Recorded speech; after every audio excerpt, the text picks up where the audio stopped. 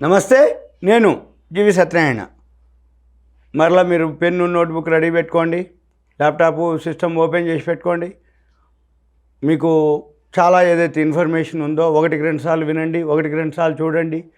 నేను ఎక్కడికి వెళ్తున్నా, ఇప్పుడు screener.inలోకి వెళ్ళండి. screener.inలోకి వెళ్ళిపోయి ముందు మీరు రిజిస్ట్రేషన్ అవ్వండి, లాగిన్ అవ్వండి. లాగిన్ అయినాక ఇక్కడ ఏదైతే ఉందో ఇలా వస్తుందన్నట్టు, అంటే ఆల్రెడీ నేను లాగిన్ అయ్యి ఉన్నా కాబట్టి నేను మీకు చూపిస్తున్నా. ఈ లాగిన్ అయినాక వాచ్ లిస్ట్ ఒకటి ఉంటుంది. వాచ్ లిస్ట్లోకి వెళ్ళిపోయి మీరు ఈ వాచ్ లిస్ట్లో ఏదైతే మనం చేయదలుచుకున్నామో ముందుగా మీరు సేవ్ చేసుకొని పెట్టుకోవాలి. వాచ్ లిస్ట్లో ఏ సెక్టార్ చూడదలుచుకున్నారు, ఏది దేనికి సంబంధించి చూడదలుచుకున్నారు, అది సేవ్ చేసి పెట్టుకోవాలి. ఇప్పుడు నేను మీకు మినీ రత్న, ఈ వాచ్ లిస్ట్లో ఏదైతే ఉందో మినీ రత్న అని మీకు ఇప్పుడు చూపిస్తున్నా. Mini Ratna, Maharatna, Navratna, mini Ratna. అంటే రత్నాల్లో కూడా ఇవన్నీ కూడా గవర్నమెంట్వే, పబ్లిక్ సెక్టార్వి, సెంట్రల్ గవర్నమెంట్ పబ్లిక్ సెక్టార్ యూనిట్లు. వీటిల్లో ఏమేమి ఉన్నాయో, ఎంత మంచిగా ఉన్నాయో, ఆ ప్రాఫిట్ లాస్ ఎలా ఉందో, ఆ సెక్టార్ ఎలా డిమాండ్ ఉందా లేదా, అది మనకి ఎంతవరకు రిటర్న్స్ ఇస్తుంది, ఎంత డివిడెండ్ పే చేస్తుంది, ఇవన్నీ మనం గమనించవచ్చు. ఇక్కడ ఇప్పుడు చూపిస్తున్నా మీకు. ఇందులో ఎన్ని ఉన్నాయా సుమారు కంపెనీలు? 27 కంపెనీలు ఉన్నాయి ఇక్కడ.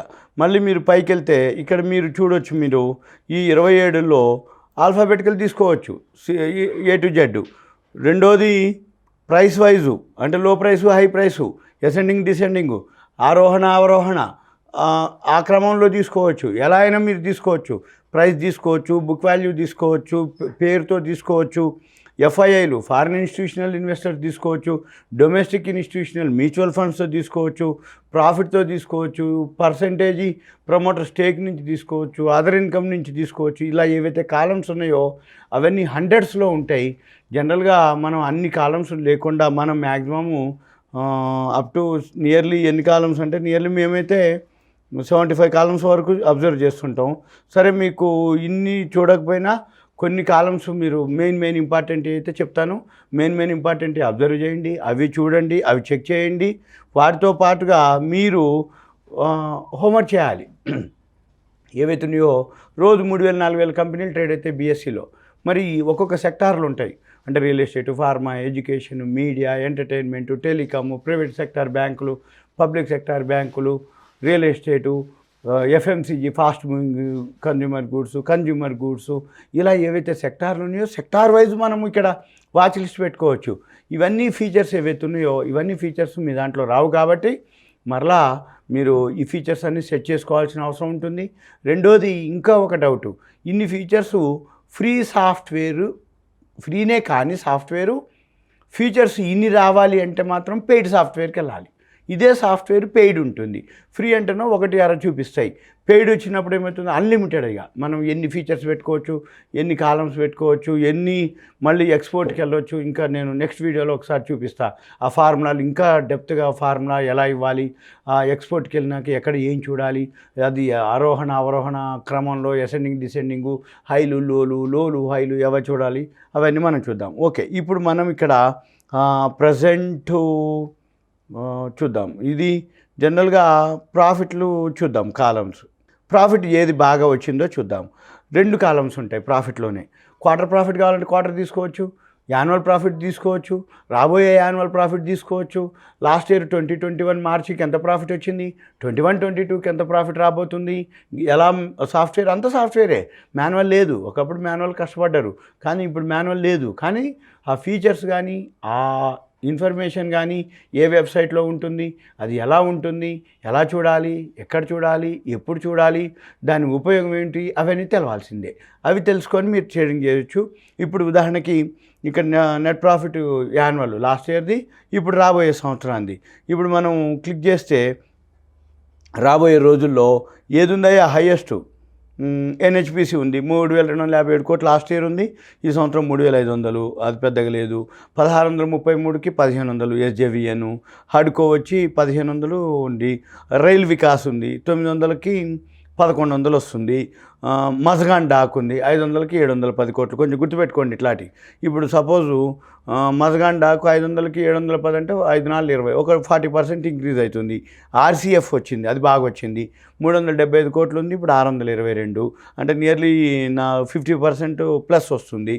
ఇది బాగుంది. సిపిసిఎల్ కంపెనీ ఉంది. ఇది బాగుంది. 237 కోట్లు లాస్ట్ ఇయర్ వస్తే ఈ సంవత్సరం 580.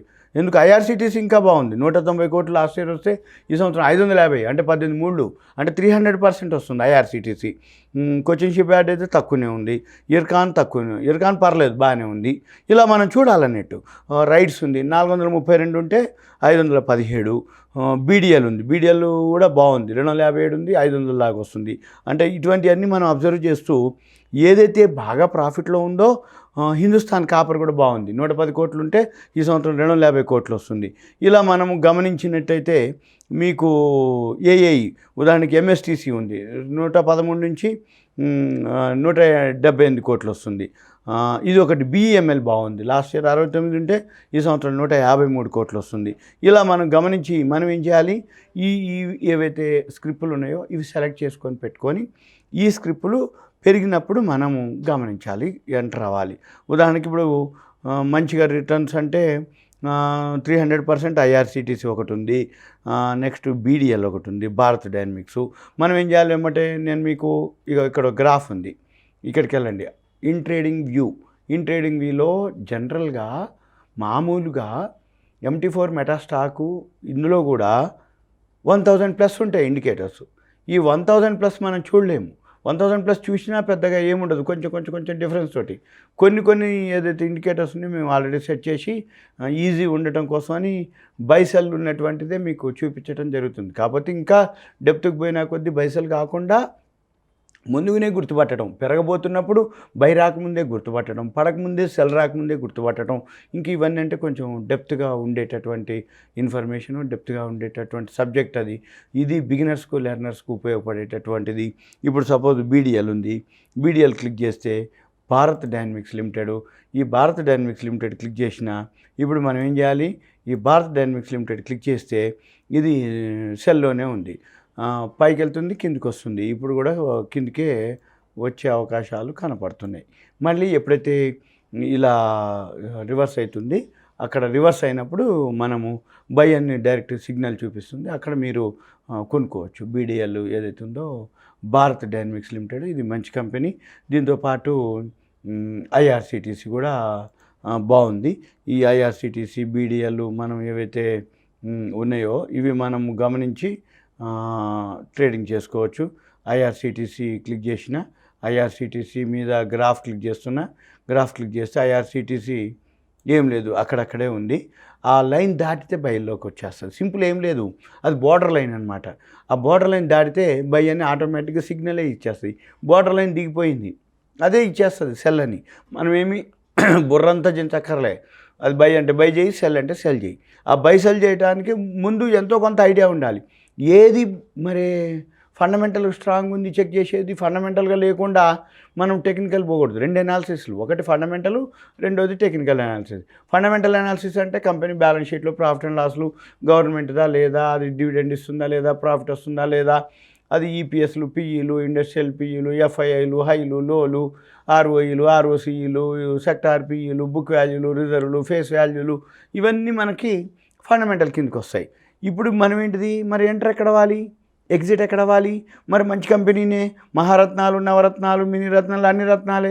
మరి ఏ రత్నం మంచిది, మళ్ళీ ఏరుకోవాలి. ఆ రత్నాలు ఏరుకొని ఆ రత్నం మళ్ళీ ఉటికిన రత్నం మంచిదే, మరి ఎప్పుడు పెరుగుతుంది, ఎప్పుడు తగ్గుతుంది, అది గమనించాలి. మళ్ళీ అది ఇది అనమాట. అంటే ఇదేంటిది, ఎంటర్ ఎక్కడ అవ్వాలి, ఎగ్జిట్ ఎక్కడ అవ్వాలి అనేది మనకు తెలవాలి, అది తెలుసుకోవాలి, దాన్ని ఫాలో అవ్వాలి. అయితే చాలా ఇండికేటర్స్ ఉంటాయి. మీకు ఏంటంటే సింపుల్ ఇండికేటరు పెరగగానే చూపించేది, అది పడుతున్నప్పుడు చూపించేది. ఏం చేయకున్నా అది బై అంటే బై చేయండి, సెల్ అంటే సెల్ చేయండి, సింపుల్గా. ఇది ఇలా అంటే ఐఆర్సిటీసీ, బీడిఎల్ అనే కాదు, ఎనీ స్క్రిప్ట్ మీకు ఏదైనా ఐడియా ఉంది, ఇది ఒకటే కావు, ఇంకా ఏవైనా సరే general TCS, Infosys, union bank, suppose ఫార్మాలు, doctor Reddy's lab, ICICI bank, UTI bank, Reliance, any company, any script, any మీకు సెక్టార్, ఎనీ మీకు ఏదైతే ఐడియా ఉందో అవన్నీ కూడా మీరు చూడొచ్చు, ట్రేడింగ్ చేయొచ్చు, అబ్జర్వ్ చేయొచ్చు. ఇదంతా మీకు ఒక అవేర్నెస్ కోసం, ఎడ్యుకేషన్ పర్పస్, నాలెడ్జ్ పర్పసే. ఇది మీకు ఈ ఫీచర్స్ ఏవైతే ఉన్నాయో మీ దాంట్లో రావు కాబట్టి మీ పేరు, ఏరియా నాకు వాట్సాప్ మెసేజ్ పెడితే తర్వాత మీకు నేను ఖాళీగా ఉన్నప్పుడు మీకు మా వాళ్ళు ఉంటారు స్టాఫ్, వాళ్ళు మీకు ఎనీ డేస్ తీసుకొని ఈ లింకులు అవన్నీ కూడా సెట్ చేస్తారు. ఏ చేసినా ముందు మాత్రము ఆ వెబ్సైట్లోకి వెళ్ళి రిజిస్ట్రేషన్ చేసుకోవాలి. తర్వాత లాగిన్ అవ్వాలి, రిజిస్ట్రేషన్ చేసుకోవాలి. ఈ ఫీచర్స్ ఏవైతే ఉన్నాయో అవన్నీ సెట్ చేసుకోవాలి. అవన్నీ సెట్ చేసుకుంటే ఈజీ కాదు, కొంచెం టైం తీసుకుంటుంది.